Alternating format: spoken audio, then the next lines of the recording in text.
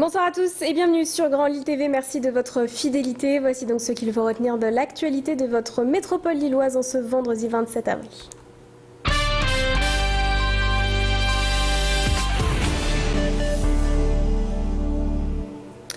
Patrick Caner était sur le chantier du Grand Stade à Villeneuve-d'Ascq ce matin. Le président du Conseil général du Nord est venu observer l'avancée des travaux, notamment en ce qui concerne l'aménagement pour l'accessibilité. Tout comme l'enceinte sportive, les travaux des voiries progressent. Cette opération concerne le chemin Napoléon à Leuzen et le carrefour à Villeneuve-d'Ascq. Ces aménagements sont destinés à améliorer les conditions de circulation au quotidien, y compris celles des piétons, des deux roues mais aussi des bus. L'ensemble de l'éclairage public et du mobilier sera également rénové.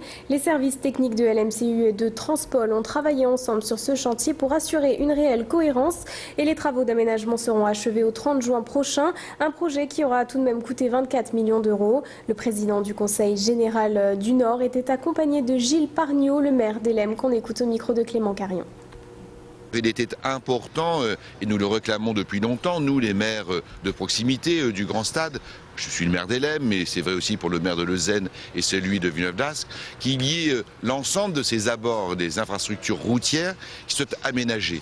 Je trouve que ces aménagements sont non pas seulement efficaces, tant pour les piétons que pour les voitures et les transports collectifs, mais aussi avec une perspective fort agréable en matière environnementale. En politique, le Front de gauche a organisé une conférence de presse ce matin. Après avoir récolté 11% des suffrages lors du premier tour des présidentielles, les militants se penchent désormais sur le second tour et même au-delà avec les élections législatives. Dimanche dernier, Jean-Luc Mélenchon a clairement appelé ses électeurs à voter François Hollande pour faire barrage au président sortant. Mais l'objectif est clair et plutôt penché du côté des législatives.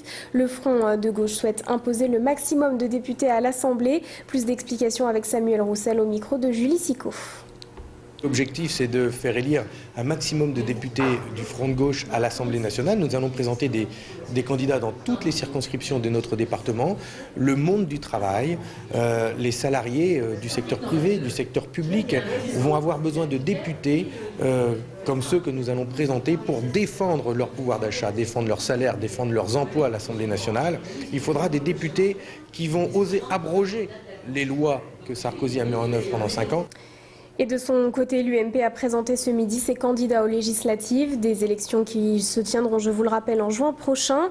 Parmi les noms cités, Hervé-Marie Morel qui se présentera dans la première circonscription. On attend également Salim Massa dans la 8e ou encore Bernard Gérard pour la 9e circonscription. Thierry Lazaro, lui aussi investi par l'UMP, sera candidat dans la 6e circonscription. Il sera opposé à Luc Monet, maire de Templeuf, qui n'a d'ailleurs pas obtenu le soutien du parti. Mais ces candidats ont surtout en ce moment la tête au présidentiel. Malgré les sondages qui donnent Nicolas Sarkozy perdant, il reste confiant pour le deuxième tour. Tanguy Lécluse a rencontré Bernard Gérard. On l'écoute. Nous sommes, comment dirais-je, absolument certains que nous allons gagner cette présidentielle. Nicolas Sarkozy est dans une forme absolument extraordinaire, très convaincant. Les militants sont l'arme au pied et nous avons véritablement envie de nous battre jusqu'au bout. C'est ce que nous allons faire donc dimanche à Marc-en-Barœul où Jean-François Copé vient pour un grand meeting. Et puis le 1er mai, bien sûr, au Trocadéro à Paris. Je peux vous garantir que la motivation est extrêmement forte, que les militants sont extrêmement motivés et rassemblés, qu'ils soient du Nouveau Centre, qu'ils soient radicaux, qu'ils soient libéraux, qu'ils soient de l'UMP. La Maison de la photographie de Lille présente jusqu'au 30 mai l'exposition Rome plus Klein, consacrée au travail du photographe William Klein. C'est la deuxième grande exposition présentée par l'artiste après la publication de son célèbre journal photographique sur New York en 1956. Cette exposition retrace ses travaux réalisés dans les années 60 après sa visite à Rome. L'occasion pour Klein, armé de son appareil, d'explorer les moindres recoins de la cité et les nouvelles figures littéraires et artistiques italiennes. Un souvenir qui restera gravé dans sa mémoire et qu'il fait aujourd'hui partagé au public. Plus d'explications avec Aline Reynaud-Paligo, médiatrice culturelle à la Maison de la Photo. À l'époque, c'était très nouveau parce que les photos étaient très propres, très nettes, bien cadrées. Et donc lui, il signe quelque chose. D'ailleurs, il va un peu être précurseur pour les pop, tous les artistes pop, de cette façon de prélever des vignettes, de détruire un peu les bords trop nets ou trop flous et à amener des choses de la vie de tous les jours. Ce week-end, les chambres d'agriculture des régions organisent une manifestation nationale destinée à mettre en valeur la ruralité. Depuis 18 ans, les journées Bienvenue à la ferme permettent au grand public de s'immerger le temps d'un week-end au cœur du monde agricole et de ses savoir-faire. Cette année, 4 exploitations de Flandre ouvrent leurs portes au grand public. Petits et grands pourront donc mieux comprendre la fabrication du fromage, le cycle des arbres fruitiers ou encore le métier des agriculteurs. Dans la région, plus de 100 agriculteurs sont labellisés Bienvenue à la ferme et 15 000 visiteurs avaient été accueillis l'année dernière. On en attend autant cette année. Macha Agrenessen s'est rendue à Lincel, à la ferme Sainte-Barbe, qui élève des cochons.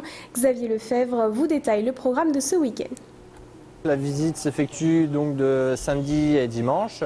Il y a des thèmes qui sont abordés différemment dans chaque exploitation, justement pour pouvoir retrouver un ensemble cohérent d'animation pour les gens qui font plusieurs fermes.